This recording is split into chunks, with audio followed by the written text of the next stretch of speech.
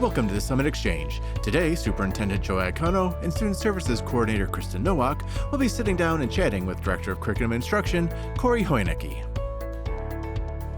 Everyone, welcome to the Summit Educational Service Center's Summit Exchange. My name is Kristen Nowak. I am a Student Services Coordinator here at the ESC. So we are so excited to be joining you guys today, and we are going to learn a little bit more about Corey and kind of introduce him and find out what his goals are, a little bit about his background. So we're really excited. The only time I really haven't lived in Northeast Ohio is 1 year that I was at Ohio State and then transferred to Ohio University. So I'm a Bobcat through and through. And love Athens, Ohio. My wife went to OU. My brother went to OU. My sister went to OU. No, I started teaching. I got my degree in English, just Bachelor in English, College of Arts and Sciences there.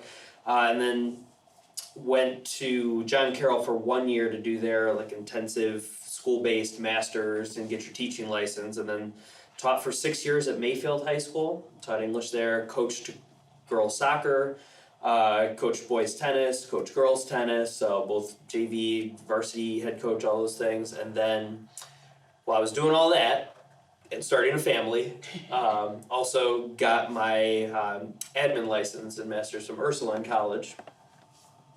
Kind of out of the blue, got an opportunity and went to mentor at Memorial Middle School for 2 years as an assistant principal. Learned a ton, have the highest level of respect for middle school teachers. 2 years of middle school is good for me. But yeah, would not exchange those couple years for anything. And then the last 4 years I was the unit principal at Hudson High School.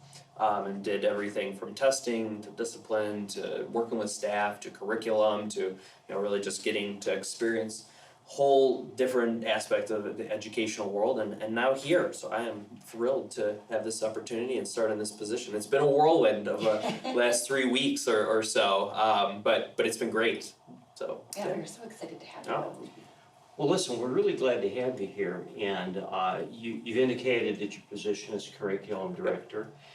So tell us a little bit about kind of what you see yourself doing, your vision for the department and the consultants you work with. Sure. And when I got this position, everyone, including my wife, said, what do you do now?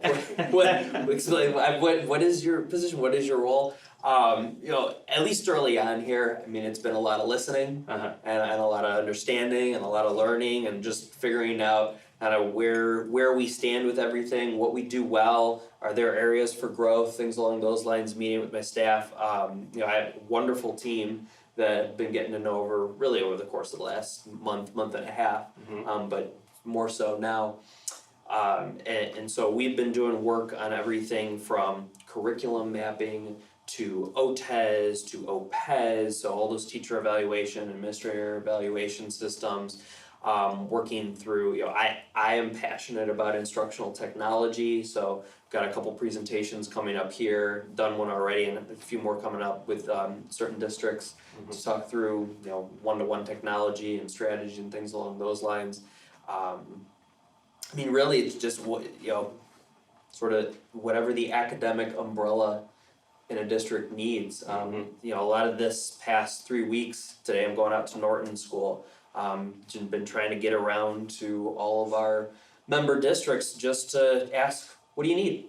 Have you gained any real insights out of those conversations? Yeah, it's been good. I mean, it's been really nice. Consistency, right? I mean, there has been some consistent messaging, a lot of, curriculum mapping, common assessments, depth of knowledge. Some districts have said, we were doing a lot with it, then COVID happened, and you gotta triage everything, so obviously some of this stuff takes a back burner to just getting kids in the classroom.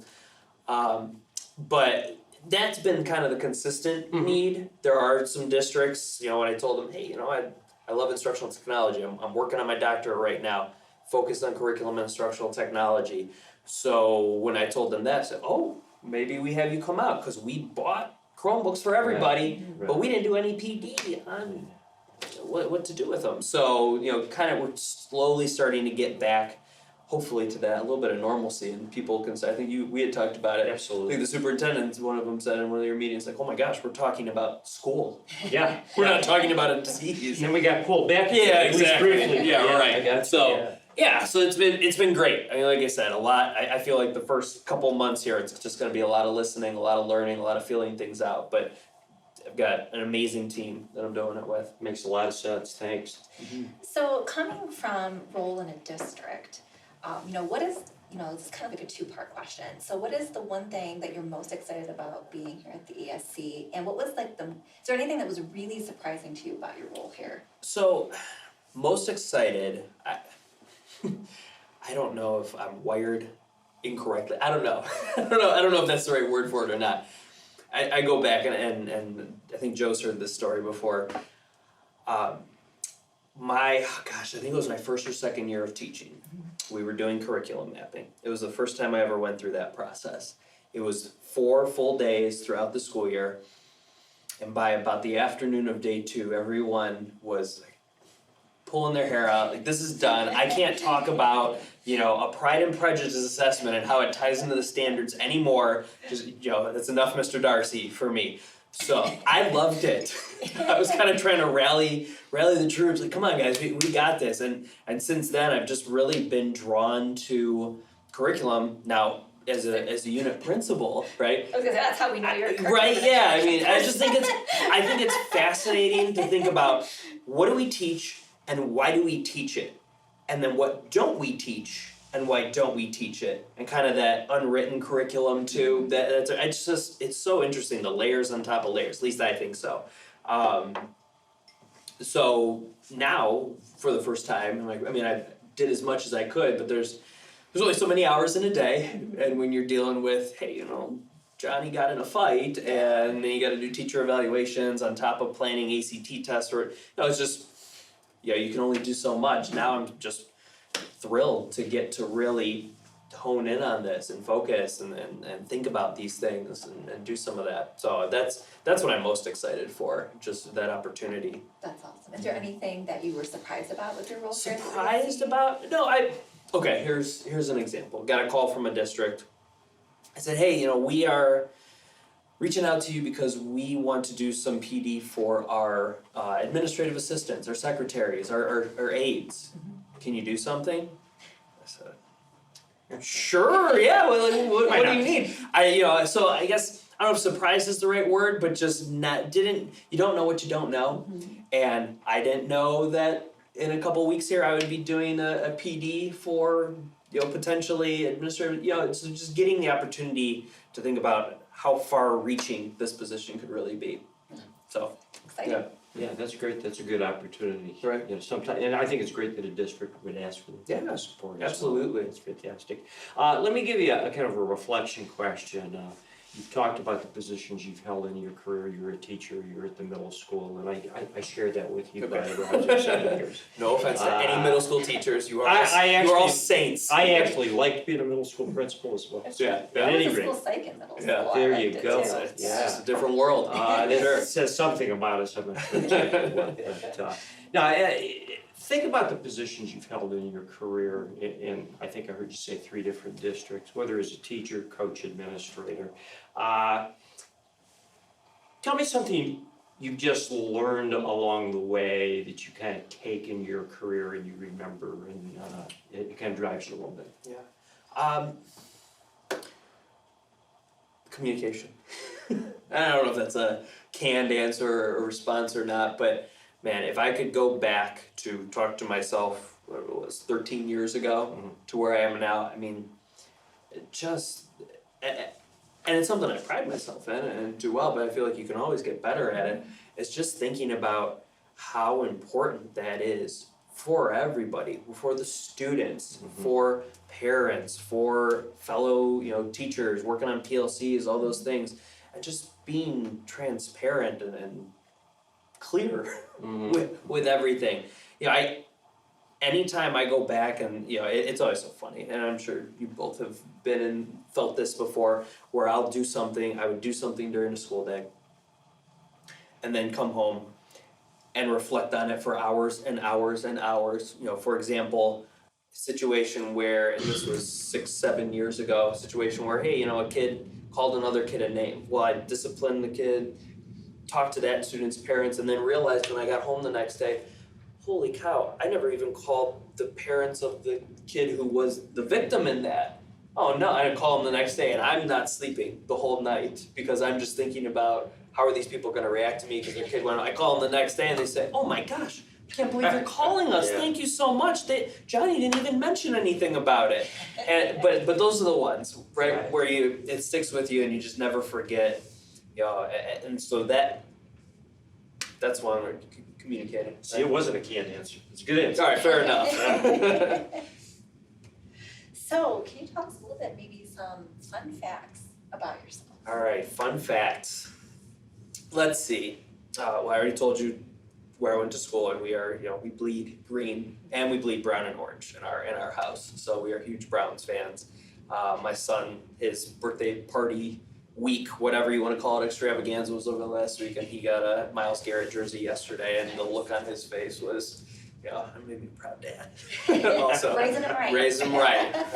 I just hope he doesn't have to suffer for 20 years like I That's the did. Cleveland way. I suppose. I know. Come on. Super Bowl this year. Right. Yeah. That's what I'm saying. Why not? Right?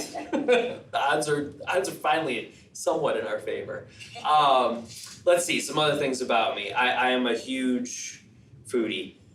I will try anything once, and I've eaten some out there things. My department already knows, and certainly Sally Gibson, she knows that I'm a food person. What's for your sure. favorite restaurant in Northeast Ohio? In Northeast Ohio, my favorite restaurant, there's so many good ones. So I love Mexican food. Okay. Tacos are my favorite. We just went to, it's called Ola Tacos, Okay, I've never or heard of that. Taco Ola Tacos. It's over in Larchmere in Shaker, and they make it's called a birria taco. I don't know if I'm saying it right or not. I took Spanish for 8 years and I can't speak a lick of it. Very right? Maybe. Birria, but it's just cheese and shredded beef and homemade tortillas, and then they take it and put it on the griddle, and so the cheese gets real crispy and like the gravy from the it's amazing. It was Well, you're it was definitely so into good. that Mexican dish over there. Oh, it was so good. Let's see. So along that thread, it was funny over COVID when we were home and trying to occupy some time when I wasn't running around with the kids and my wife was working in the office, and I took up sausage making.